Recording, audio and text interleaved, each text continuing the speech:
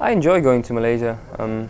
I think it's quite a modern country already, especially Kuala Lumpur is quite developed and European.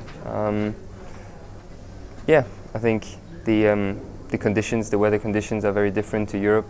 It's quite hot, very humid, but I quite like these conditions and enjoy going there. Obviously, a lot of rainforest there. When you fly into the airport, you see all the palms and trees. So yeah, it's quite a nice vegetation in Malaysia. Obviously, it is hot, with all the underwear, with the fireproof overalls, it gets quite warm. But whilst you're driving, it's not too bad because you get a bit of cooling.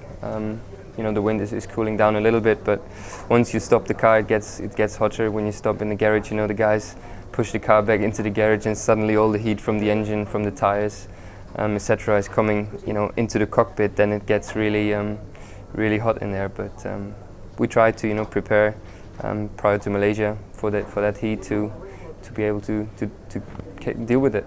I think Malaysia has the circuit has a nice variation of high speed, low speed corners. There's a couple of long straights in there. The back straight, the main straight are pretty long. So it's, as always, finding the right balance between downforce and drag and top speed on the straight.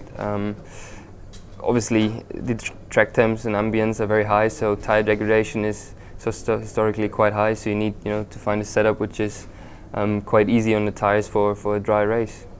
The end of sector 1, the middle of sector 2, you have a very high-speed left-hand corner, right-hand corner, and then a double right-hander again, which are quite fast. And it's quite good if you have a nice rhythm through there. You can gain quite a lot of time, but it also gives you a nice feeling.